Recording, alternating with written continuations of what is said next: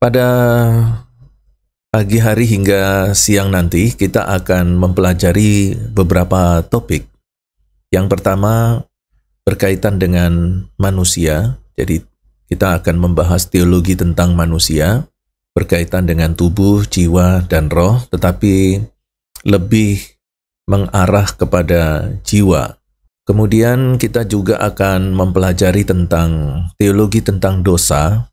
Dalam hal ini kita akan membahas atau lebih ditekankan atau diempasiskan pada pokok bahasan tentang kedagingan dan keinginan daging. Lalu kemudian yang ketiga, kita juga akan membahas tentang dalam hubungannya dengan psikologi. Dalam hal ini kita akan membahas sedikit tentang integrasi antara teologi dan psikologi, dan pokok bahasan yang akan kita tekankan di sini adalah psikologi analisa dari Sigmund Freud. Nah, dari ketiga pokok bahasan tadi, kita akan gabung menjadi satu dan kita akan membahas tentang keinginan daging yang berkaitan dengan psikoanalisa Sigmund Freud dan teologi tentang manusia dan teologi tentang dosa. Nah, itulah kira-kira pokok bahasan kita sampai pada siang hari nanti. Jadi ada teologi tentang manusia dan teologi tentang dosa. Untuk materi teologi PB1-nya nanti diintegrasikan dengan psikologi, yaitu psikologi analisa Sigmund Freud. Nah, jadi topik kita yaitu berkaitan dengan kedagingan dan dosa dalam pendekatan teologi eksegesis dan filosofis. Karena ada pokok-pokok bahasan yang mengarah kepada bahasan-bahasan secara filsafat. Nah, apa saja yang akan kita bahas? Pertama-tama kita akan membahas tentang dosa dan kedagingan. Di sini nanti kita akan membahas etimologi kata daging, lalu semantiknya. Setelah itu berkaitan dengan argumentasi teologi akan dibahas secara singkat, yaitu kondisi dosa di dalam daging. Tujuannya adalah supaya kita punya dasar yang kuat secara teologi pada waktu nanti kita membahas tentang psikologi. Lalu kemudian kita juga akan membahas tentang dualisme etis, yaitu roh versus daging, ya. Galatia 5 ayat 16-26, begitu juga dengan perkataan Tuhan Yesus pada waktu di Taman Getsemani, roh memang penurut tetapi daging itu lemah. Dan kemudian puncak dari pokok bahasannya adalah bahwa Kristus Yesus dalam inkarnasinya menebus daging yang berdosa tadi. Nah, kemudian selanjutnya adalah membahas tentang kedagingan dalam filsafat dan budaya Timur Dekat kuno. Di sini kita akan membahas konsep daging dalam budaya Timur Dekat kuno. Kita juga akan membahas pandangan umum tentang manusia. Lalu ada konsep daging dalam literatur Ibrani awal. Lalu kemudian bagaimana kontribusi budaya Timur Dekat kuno pada teologi Paulus berkaitan dengan konsep kedagingan tentunya, ya. Jadi apakah Paulus ketika membahas tentang keinginan daging itu memiliki latar belakang dari pemahaman budaya Timur Dekat kuno tadi, ya. Lalu kemudian kita akan membahas tentang latar belakang konteks daging dalam budaya Alkitab. Kalau tadi Timur Dekat kuno, ya, bangsa-bangsa di sekitar Yahudi atau Israel. Nah, sekarang kedagingan dalam konteks Alkitab atau dalam kehidupan bangsa Israel. Di sini nanti kita akan membahas dalam konteks Perjanjian Lama dan Baru itu seperti apa. Dan sebagai contoh, kita akan membahas sedikit tentang seksualitas dan dorongan alamiah berkaitan dengan keinginan daging. Kita akan ambil contoh keinginan seks, ya, dan dorongan-dorongan alamiah di dalam tubuh kita. Dan setelah itu ada pembahasan tentang sejarah perkembangan penggunaan istilah daging dalam kekristenan, dan kemudian dilanjutkan dengan teologi kedagingan menurut Yesus Kristus, dan ada gagasan teologi kedagingan dalam PB, dan kemudian ditutup dengan kedagingan menurut teologi Paulus. Ya, kalau kita bicara dengan tentang kedagingan, tentu termasuk di dalamnya keinginan daging, ya, menurut teologi Paulus. Dan bagian ini akan menutup seluruh pokok bahasan tentang teologi.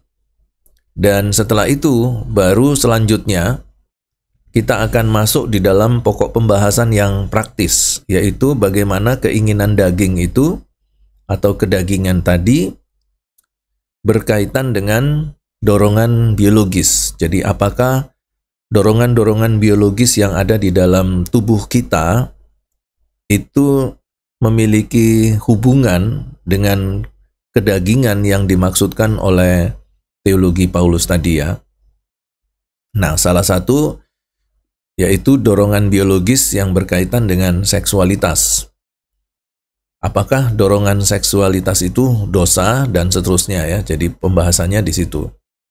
Nah, berkaitan dengan itu, maka ada pokok bahasan yang cukup menarik di bab 9 itu, yaitu berkaitan dengan dosa dan hormon endorfin. Nah, di sini kita akan melihat apakah ada hubungan keinginan dosa atau kedagingan tadi dengan keluarnya hormon endorfin yang ada di dalam tubuh kita. Lalu kemudian di bab 10 ada pembahasan tentang dosa, ketagihan, dan alam bawah sadar.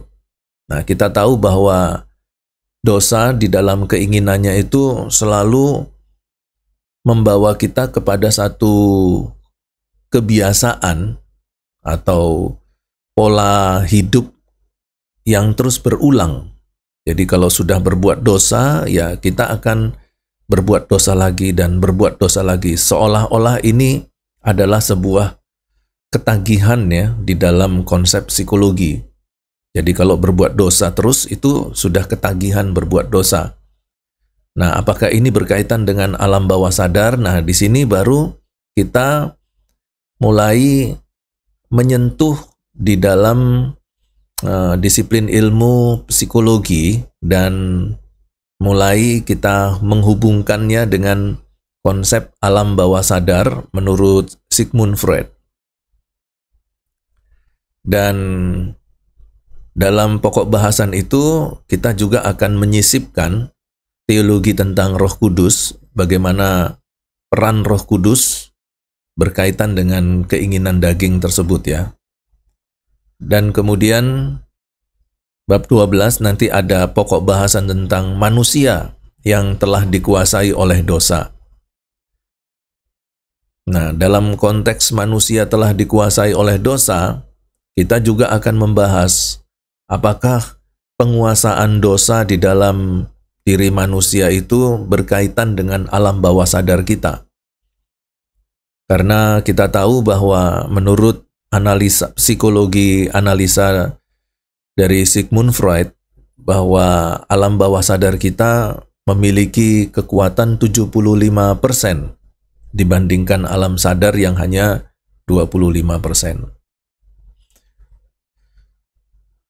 Nah, kemudian bab 13 ini adalah puncak dari kontroversi integrasi antara teologi dan psikologi, di mana kita akan mempertemukan teologi Paulus dengan psikologi analisa, yaitu dari psikologi Sigmund Freud, ya, psikoanalisis Sigmund Freud.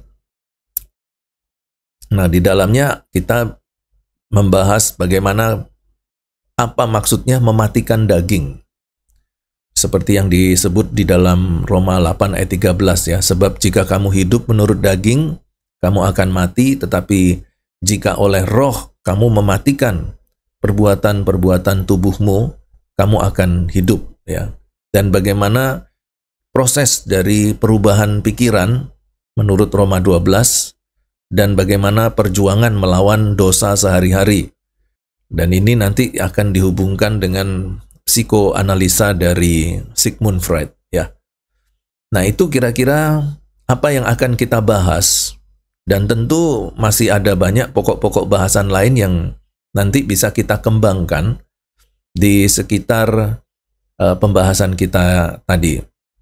Nah, sekarang kita akan masuk di dalam pokok bahasan kita yang pertama, yaitu berkaitan dengan etimologi dan semantik kedagingan atau keinginan daging. Di dalam Perjanjian Lama, kata yang sering digunakan untuk merujuk pada daging itu dalam bahasa Ibraninya adalah basar, yang secara harafiah itu berarti daging atau tubuh atau makhluk hidup. Jadi basar itu adalah daging atau tubuh atau makhluk hidup.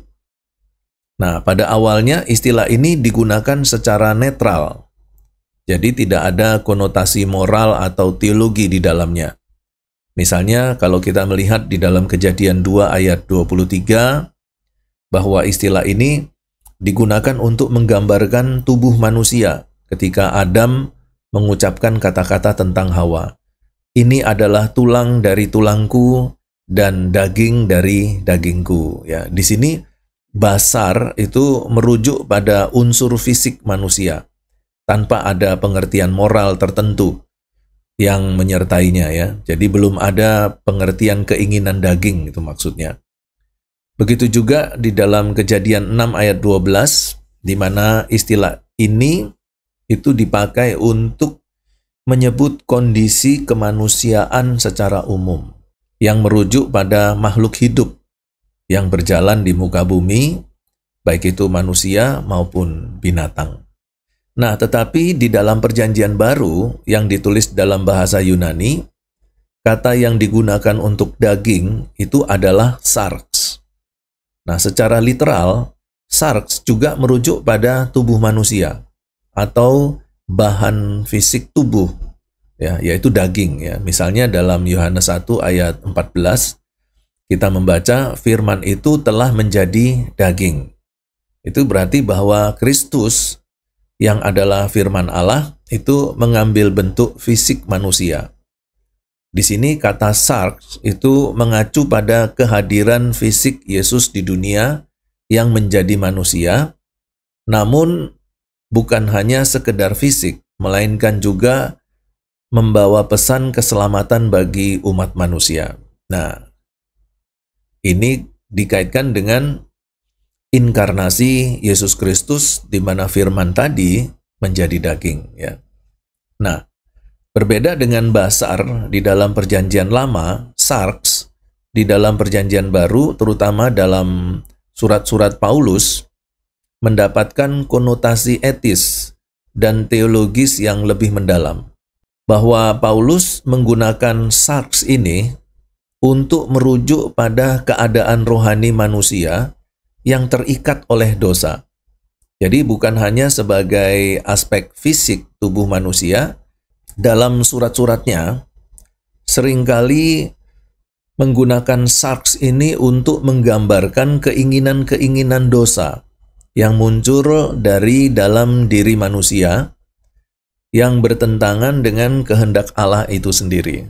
Nah, sebagai contoh misalnya di dalam Roma 7 ayat 18, Paulus menulis bahwa di dalam dirinya, yaitu dalam daging, tidak ada yang baik.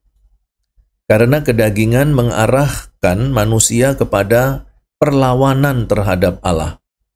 Nah, ini menarik sekali karena Roma 7 ayat 18 ini telah membuat beberapa kelompok teolog itu tidak sepakat di dalam penafsirannya. Sebagian teolog itu mengatakan bahwa ucapan Paulus di dalam Roma 7 ini adalah ucapan yang dinyatakan sebelum dia menjadi rasul. Tetapi ada kelompok teolog lain yang mengatakan bahwa ucapan di dalam Roma 7 ayat 18 adalah ucapan Paulus setelah dia menjadi rasul.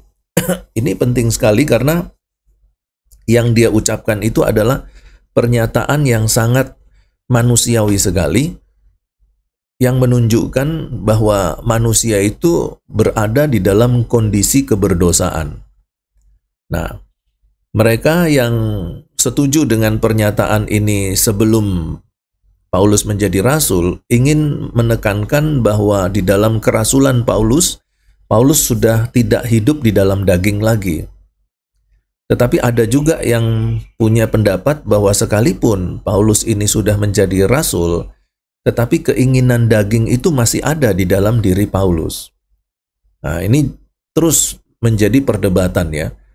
Karena memang tidak ada pernyataan yang secara harafiah atau tersirat, yang tersurat yang menyatakan bahwa Paulus mengatakan pernyataannya ini setelah dia menjadi rasul atau sebelumnya. Nah, tetapi bagi Paulus, ya, sarx atau keinginan daging atau kedagingan ini lebih dari sekedar tubuh fisik. Jadi Paulus menggambarkan kondisi manusia yang terjebak dalam dosa. Jadi kedagingan itu adalah kondisi manusia yang terjebak dalam dosa. Dan perjuangan batin antara keinginan daging dan roh. Jadi ada satu perjuangan secara batin ya, di dalam rohani kita, dalam spiritualitas kita ada keinginan-keinginan daging dan juga ada keinginan-keinginan dari roh yang terus berjuang. Nah, itu yang disebut dengan sarx. Nah, pemahaman ini penting ya, karena konsep kedagingan dalam tulisan Paulus itu tidak hanya berbicara tentang tubuh manusia, tetapi tentang keadaan rohani yang memerlukan penebusan. Jadi keadaan rohani manusia yang seperti tadi itu memerlukan penebusan. Tidak ada seorang pun manusia di dunia ini yang dapat menebus dirinya sendiri dan dapat melepaskan dirinya dari kedagingan atau keinginan daging.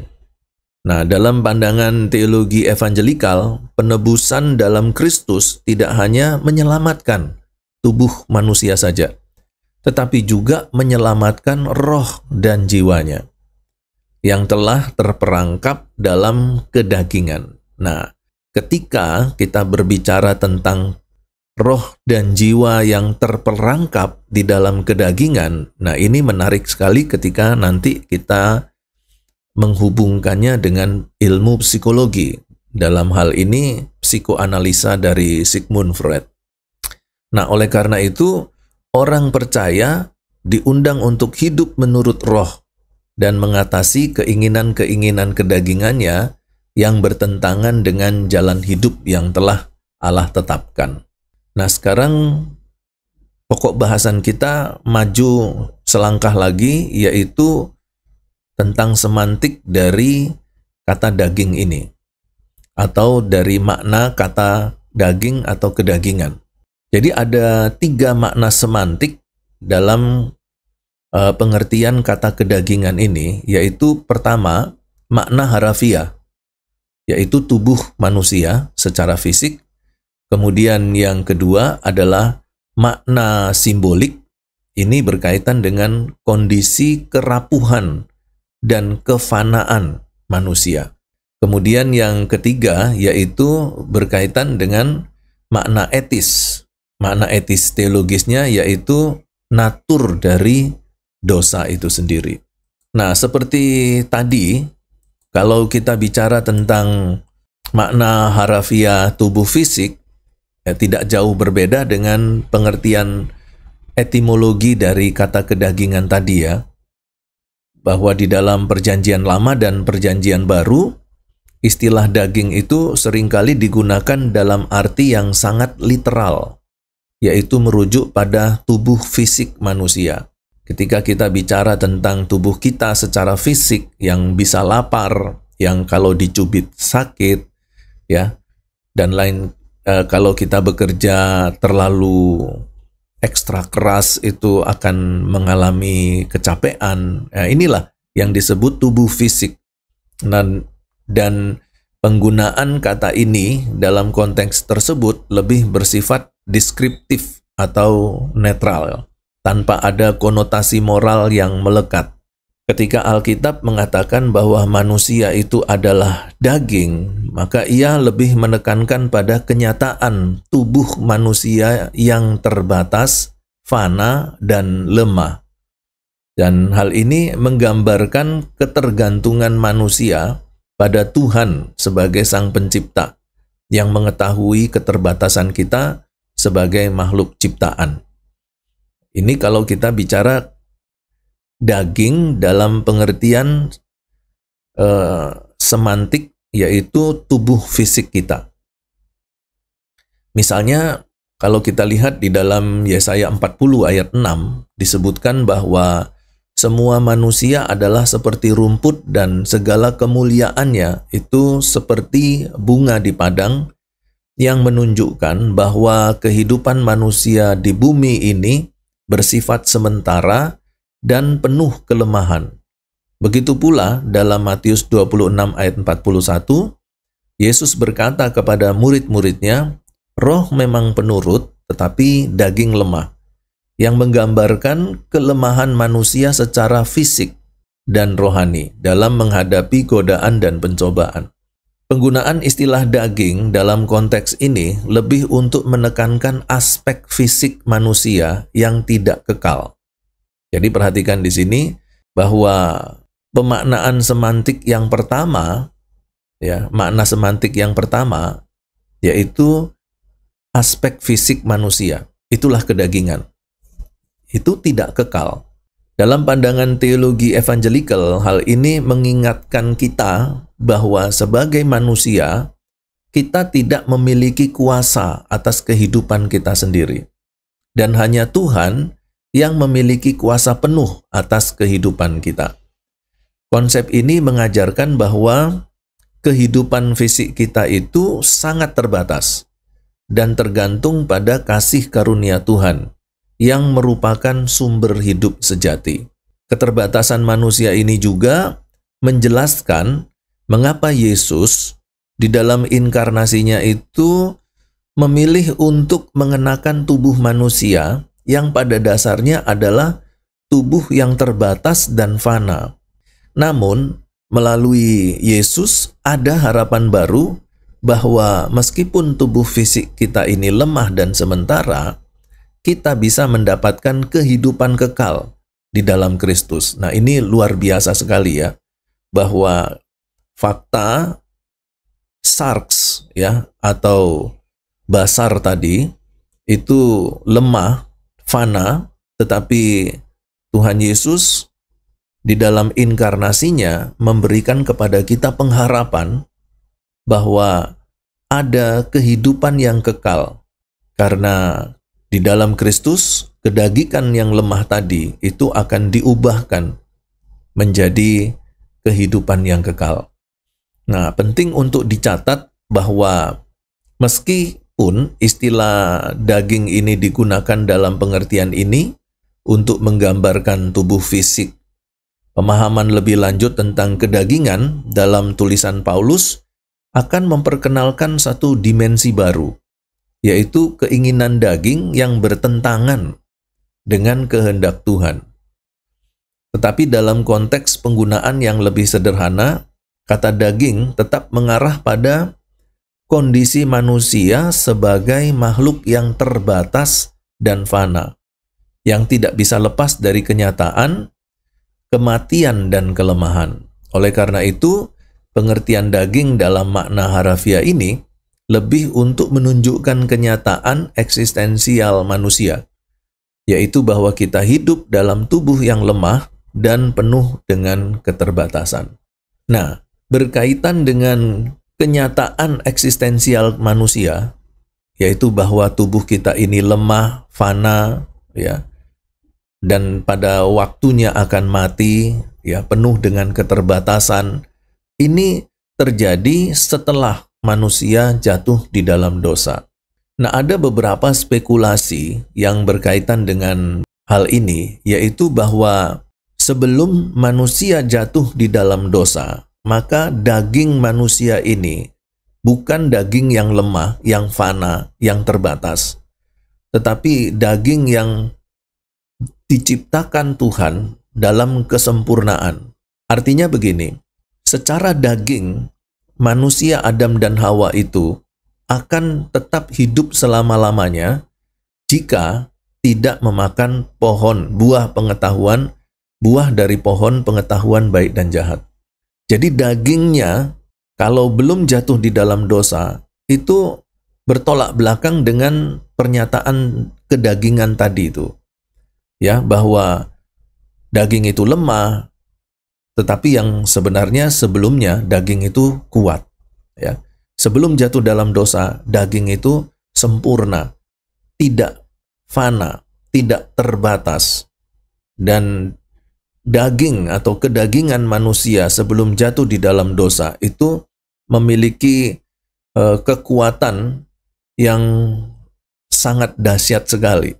Beberapa orang mencoba untuk menggambarkan kekuatan daging manusia itu dengan contoh salah satu hormon yang dimiliki oleh manusia, yaitu hormon adrenalin.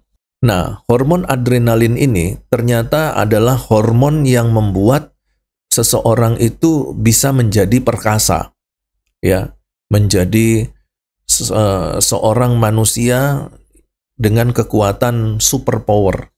Saya kasih contoh seperti ini.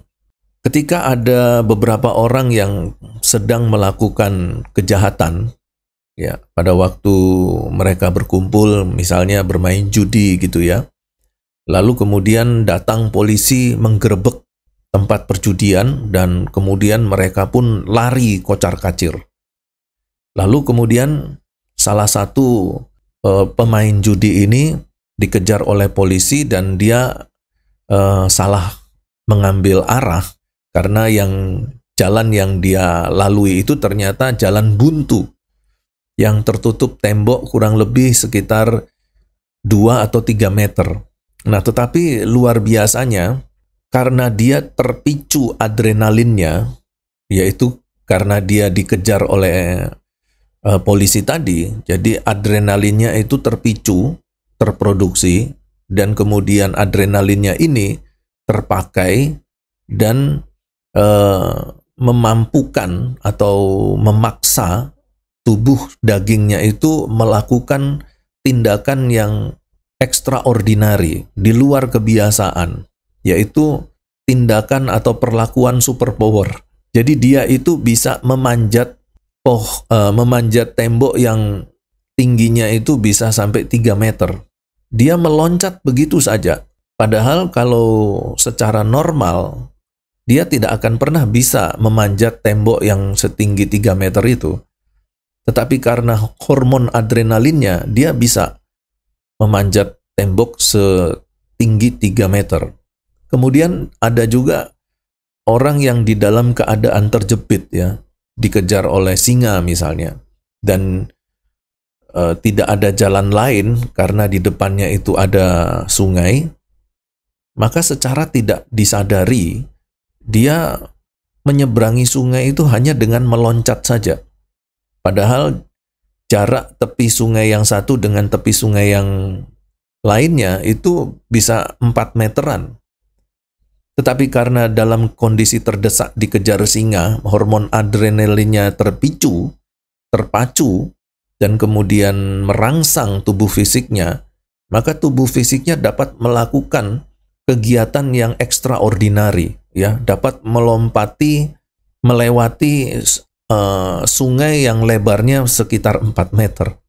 Setelah dia sampai di tepi sungai sebelah sana, dia sendiri heran gitu. Kenapa kok saya bisa melakukan yang seperti ini? Nah, itulah hormon adrenalin. Nah, beberapa orang menggunakan konsep ini untuk menyatakan bahwa sebenarnya manusia ini diciptakan oleh Tuhan dengan kekuatan superpower yang luar biasa, kekuatan yang dahsyat, yang maha dahsyat, sebelum jatuh di dalam dosa. Tetapi kedagingan ini, ya, basar, sarx, atau dalam bahasa Ibraninya basar, itu kemudian menjadi daging yang lemah ketika manusia ini jatuh di dalam dosa.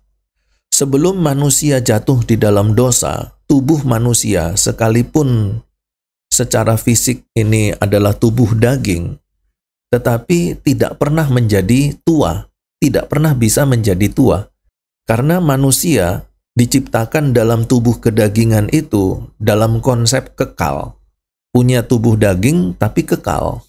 Itu berarti bahwa di dalam sistem secara biologis, ya, dalam sistem biologis tubuh manusia, ada regenerasi sel yang menyebabkan tubuh itu tidak menjadi tua dan bisa memiliki hidup atau umur yang panjang, bahkan kekal. Jadi Tuhan itu menciptakan satu konsep regenerasi sel di mana tubuh daging ini bisa hidup kekal sebelum jatuh di dalam dosa. Tetapi ketika manusia ini jatuh di dalam dosa, maka tubuh dagingnya itu kemudian secara eksistensial menjadi lemah, mudah sakit, dan kemudian lama-kelamaan kemampuan untuk regenerasi sel itu semakin berkurang, dan pada akhirnya tubuh manusia ini tidak mampu lagi untuk bekerja dan berhenti bekerja. Akhirnya manusia itu mati. Ya. Jadi yang tadinya kekal sekarang menjadi fana. Yang tadinya memiliki superpower yang dahsyat sekarang lemah. Yang tadinya hidup kekal sekarang mati. Ya. Nah, itulah konsep kedagingan dalam pengertian semantik yang pertama, yaitu tubuh fisik kita ini. Ya, tetapi puji Tuhan, Tuhan Yesus di dalam inkarnasinya menjadi manusia, dia menjadi daging, ya. Firman itu telah menjadi daging dan menjadi manusia di dalam Tuhan Yesus Kristus, yaitu manusia yang lemah. Tuhan Yesus tidak mengambil konsep manusia yang belum jatuh di dalam dosa, tetapi eksistensi manusia yang sudah jatuh di dalam dosa. Tuhan Yesus bisa lemah, Tuhan Yesus bisa merasa sakit. Ya, ketika dia dicambuk, dia juga merasa perih, dia merasa kesakitan luar biasa. Ketika kaki dan tangannya dipaku di kayu salib, itu juga mengalami kesakitan yang luar biasa. Tetapi di dalam karya keselamatan Tuhan Yesus melalui tubuh daging yang lemah ini, Tuhan Yesus telah melakukan satu tugas penyelamatan, bahwa manusia memang satu ketika di dalam dagingnya akan mati, tetapi jiwa dan rohnya akan tetap hidup selama-lamanya. Kenapa? Karena Tuhan Yesus telah melewati satu fase karya keselamatan yang begitu sempurna dengan menggunakan daging manusia.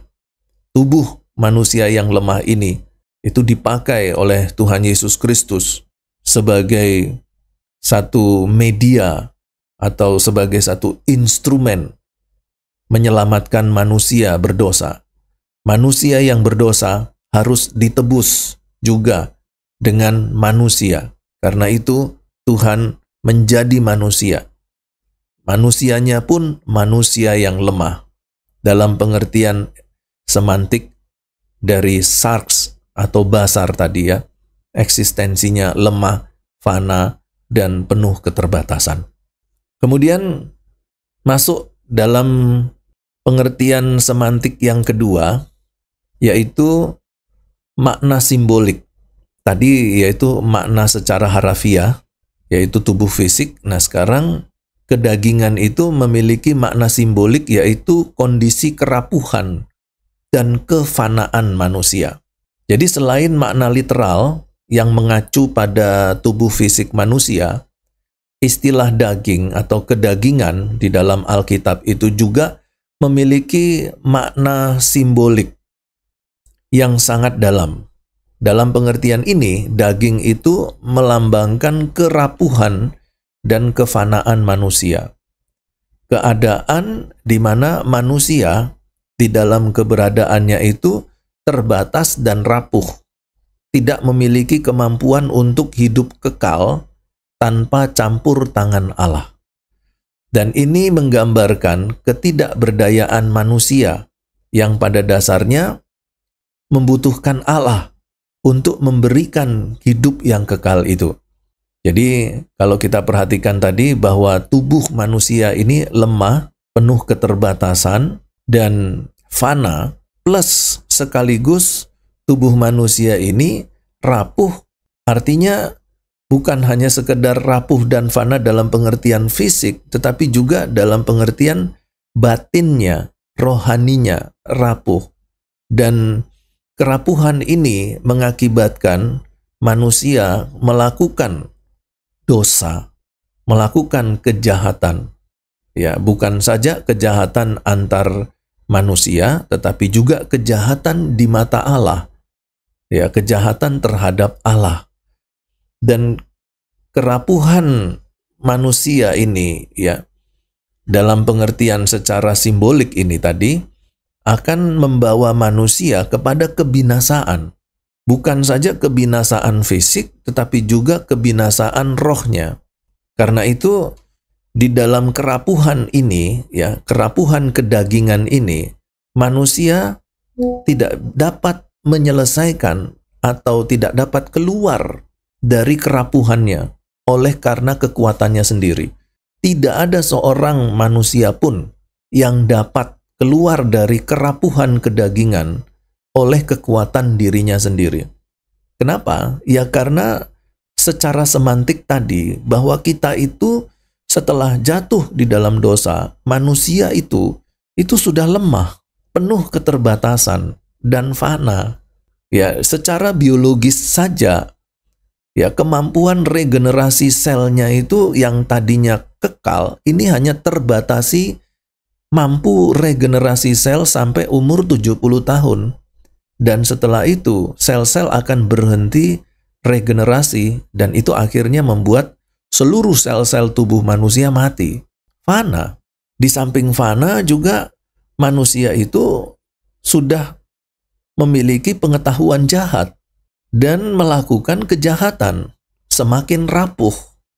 Tubuh jasmaninya rapuh, batinnya rapuh, rohaninya rapuh, jiwanya menjadi rapuh. Dan di dalam kerapuhan ini, tidak ada seorang manusia pun yang mampu mengobati kerapuhan itu. Nah, disinilah manusia itu perlu campur tangan Allah, supaya keluar dari kerapuhan itu, dibebaskan dari kerapuhan, yaitu untuk memiliki kemampuan mendapatkan hidup yang kekal, seperti yang sudah dikonsepkan pada waktu Allah menciptakan manusia pertama. Konsepnya itu hidup kekal, tapi karena dosa, mati. Di sini Allah harus ikut campur tangan supaya manusia dapat kembali memiliki konsep pertamanya, diciptakan untuk hidup kekal. Karena itu, di dalam keterbatasan manusia, di dalam ketidakberdayaan manusia, pada dasarnya manusia membutuhkan Allah untuk memberikan hidup yang kekal. Dalam Kejadian 6 ayat 3, Allah berfirman, "Maka firman Tuhan, Rohku tidak akan tetap tinggal di dalam manusia selama-lamanya, karena manusia itu adalah daging." Nah, itulah yang menyebabkan manusia itu lemah, ya. Kenapa? Karena dosa, maka roh Tuhan itu tidak akan tetap tinggal di dalam manusia selama-lamanya. Dan manusia itu telah menjadi daging dalam pengertian lemah, fana, terbatas. Nah, tetapi puji Tuhan, inkarnasi Yesus Kristus, Tuhan Yesus datang menjadi manusia, itu yang kemudian melakukan satu tindakan karya keselamatan yang membuat kita memperoleh hidup yang kekal lagi di dalam dan melalui Tuhan Yesus Kristus tentunya. Jadi, keadaan manusia yang fana dan terbatas ini tidak dapat bertahan hidup secara kekal tanpa intervensi dari Allah. Dalam Mazmur 78 ayat 39 ditegaskan bahwa dan ia ingat bahwa mereka adalah daging, angin yang lewat dan tidak kembali, yang menggambarkan betapa sekejap dan rapuhnya hidup manusia. Ya, Tuhan Yesus menggambarkan kerapuhan itu seperti bunga rumput. Ya, hidup ini seperti bunga rumput yang pagi berkembang, nanti sore itu sudah layu. Ini makna simbolik dari daging ini menunjukkan, mengingatkan kita akan kondisi manusia yang telah jatuh dalam dosa dan terpisah dari Allah. Kehidupan manusia tidaklah kekal tanpa kehadiran dan anugerah Allah. Dalam tulisan Paulus, konsep ini lebih dijelaskan dengan menunjukkan bahwa manusia ini dalam keadaan dagingnya itu terikat oleh kelemahan dan dosa. Ya, namun melalui kematian dan kebangkitan Kristus ada jalan bagi kita semua manusia yang berdosa ini untuk memperoleh hidup yang kekal, yang tidak dapat dicapai oleh usaha manusia sendiri.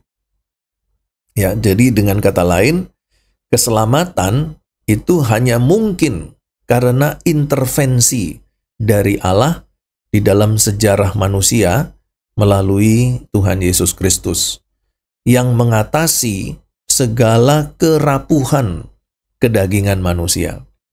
Nah, konsep ini mengajarkan bahwa meskipun tubuh manusia itu rapuh dan fana, keselamatan yang ditawarkan oleh Kristus itu adalah sumber kehidupan yang kekal bagi setiap orang yang percaya. Ya, bagi setiap orang yang percaya. Yang tidak percaya tentu tidak akan pernah mengalaminya.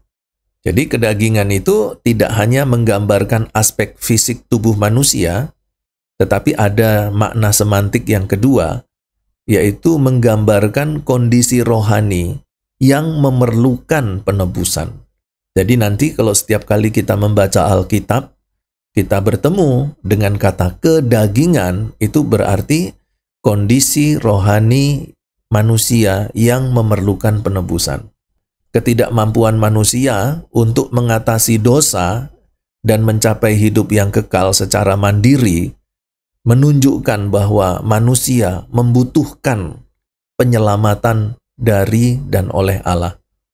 Oleh karena itu, dalam konteks ini, daging itu mengarah kepada kerapuhan manusia yang tidak dapat bertahan tanpa berkat dan rahmat dari Tuhan.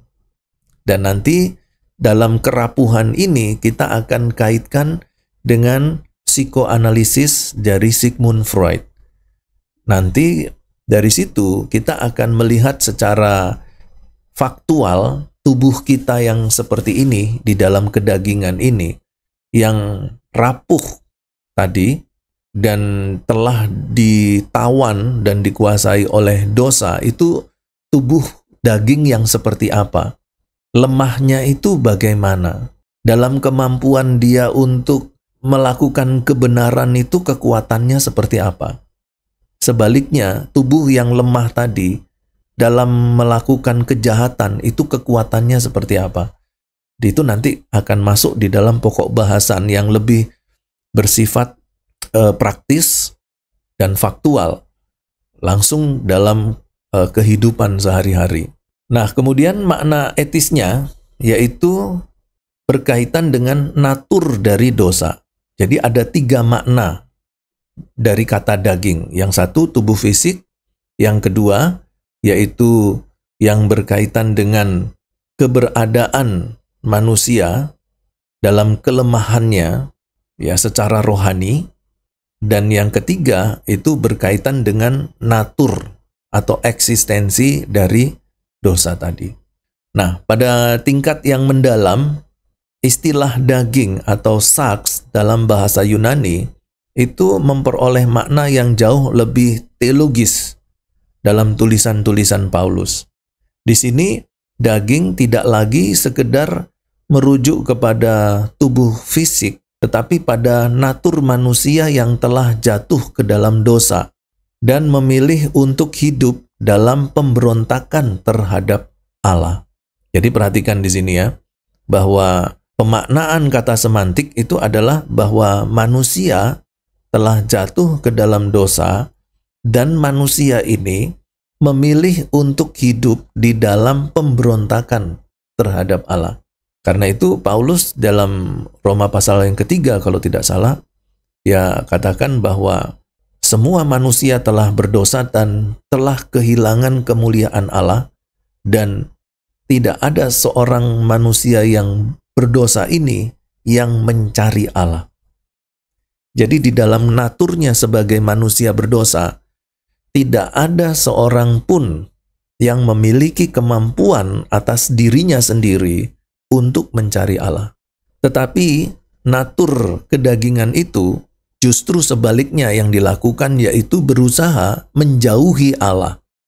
Dengan apa? Dengan melakukan pemberontakan-pemberontakan terhadap Allah. Nah, kegiatan pemberontakan terhadap Allah itulah kemudian yang terdefinisi sebagai kegiatan berdosa. Dan kegiatan berdosa tadi ada upahnya. Apa upahnya? Maut, kebinasaan. Jadi setiap orang yang berdosa harus dihukum. Nah, jadi di sini kita bisa melihat ada satu benang merah. Manusia itu rapuh. Manusia itu jatuh di dalam dosa. Ya. Dan dalam keberdosaannya, manusia itu selalu memilih untuk hidup di dalam pemberontakan. Nah, ketika dia melakukan pemberontakan-pemberontakan terhadap Allah, dia itu melakukan kejahatan. Nah, dalam aktivitas melakukan kejahatan itu, dia akan melakukan hal-hal yang merugikan. Merugikan dirinya sendiri, merugikan orang lain, merusak alam semesta yang diciptakan oleh Allah. Nah, itulah kemudian yang teridentifikasi sebagai dosa, terdefinisi sebagai perbuatan dosa. Nah, karena dosa ini adalah perbuatan kejahatan, maka semua yang jahat itu harus diadili.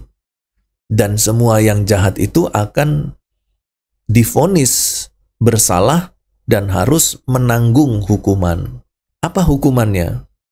Kebinasaan. Gitu. Dalam Roma 7 ayat 5, Paulus menyatakan bahwa sebab ketika kita hidup di dalam daging, nafsu-nafsu dosa yang tercetus oleh hukum beroperasi di dalam anggota tubuh kita. Jadi ada nafsu-nafsu dosa. Nafsu-nafsu dosa itu apa? Keinginan daging. Yaitu satu dorongan hasrat untuk melakukan pemberontakan. Jadi di dalam diri kita itu ada dorongan yang kuat, ada hasrat yang kuat, ada keinginan daging yang kuat, ya, ada nafsu-nafsu dosa yang kuat, yang terus meletup-letup, yang tercetus ya oleh hukum beroperasi di dalam anggota tubuh kita. Jadi anggota tubuh kita itu kalau pakai bahasa sederhananya ya, disetir oleh nafsu tadi, oleh keinginan hasrat untuk melakukan pemberontakan, keinginan-keinginan yang besar untuk melakukan pemberontakan. Apa sih melakukan pemberontakan? Melakukan kejahatan. Melakukan kejahatan yang merugikan. Dan itu terus terjadi di dalam tubuh kita ini. Dan dorongan itu begitu kuat. Ya, Sigmund Freud menggambarkan nafsu dosa itu 75% kekuatannya. Sedangkan kesadaran kita itu 25%. Jadi ketika ada nafsu ingin berbuat dosa, otak kita itu berpikir, nggak boleh, itu tindakan kejahatan, nggak boleh, jangan lakukan. Ya, secara sadar, otak kita, logika kita, rasio kita berpikir bahwa itu kejahatan tidak boleh dilakukan. Tetapi masalahnya apa? Keinginan dosa, keinginan daging, nafsu dosa itu, hasrat untuk melakukan pemberontakan itu begitu kuat. Dan itu kemudian mempengaruhi tubuh kita. Ya, mempengaruhi tubuh. Jadi anggota tubuh kita itu didikte, dipimpin, dikuasai oleh keinginan dan hasrat tadi, hasrat dosa tadi. Dan pada akhirnya karena tubuh kita sudah terlibat, tubuh fisik kita terlibat, kedagingan secara fisik kita terlibat, maka kita melakukan kejahatan, yaitu ya membawa buah yang mendatangkan kematian. Jadi hasrat tadi terbuahi oleh kegiatan secara fisik tubuh kita, dan itu teridentifikasi dan terdefinisi sebagai dosa, dan hukumannya adalah kebinasaan, kematian. Nah, di sini daging ini merujuk pada kondisi manusia yang terikat pada dosa, yang membawa akibat kematian rohani.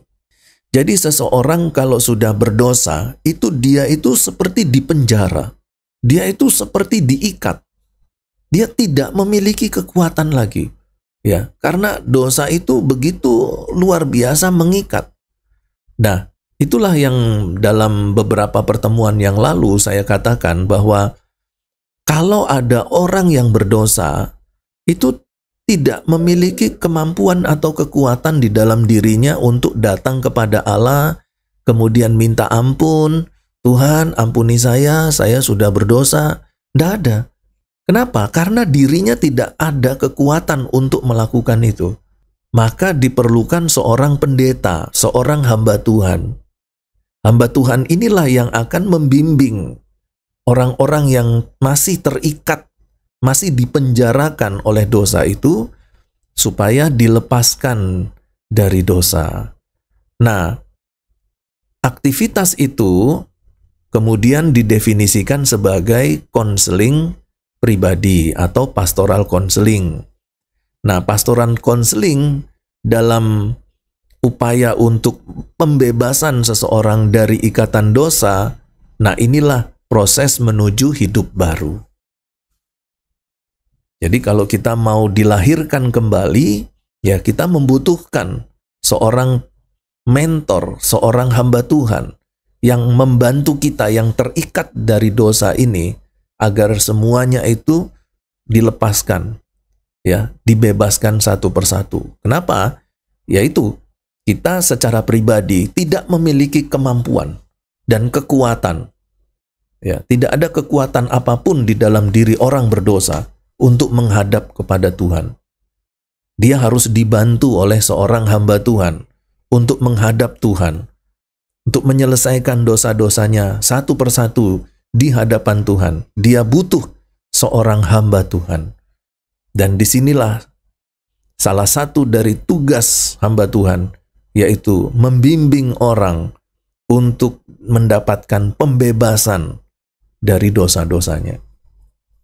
Nah, manusia dalam keadaan ini itu memang tadi, seperti tadi saya katakan, sudah terperangkap dalam dorongan-dorongan duniawi yang bertentangan dengan kehendak Allah. Nah, inilah yang kemudian akan membuahkan kejahatan, membuahkan pemberontakan yang dapat mengakibatkan kematian atau kebinasaan. Dan makna ini kemudian semakin diperjelas di dalam Roma 8 ayat 5-8, di mana Paulus menggambarkan bagaimana orang yang hidup menurut daging itu adalah orang yang hanya memikirkan hal-hal duniawi dan berfokus pada keinginan pribadi yang mengarah kepada dosa.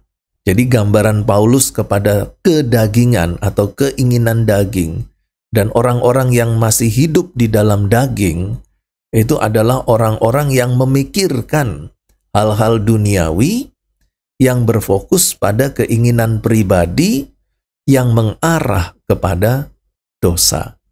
Ya, dalam ayat ini Paulus menjelaskan bahwa orang yang hidup menurut daging itu pikirannya tertuju pada hal-hal duniawi.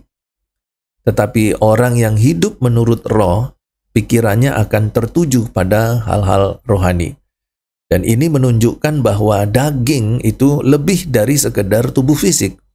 Ini adalah sistem eksistensial di dalam diri manusia yang melawan Roh Kudus, menentang kehidupan yang dipimpin oleh Allah. Dengan kata lain, daging itu adalah bagian dari natur manusia yang terkorupsi, yang menggambarkan kondisi manusia yang jatuh akibat dosa asal, dan yang menyebabkan manusia tadi cenderung untuk memilih keinginan duniawi daripada hidup sesuai dengan kehendak Allah.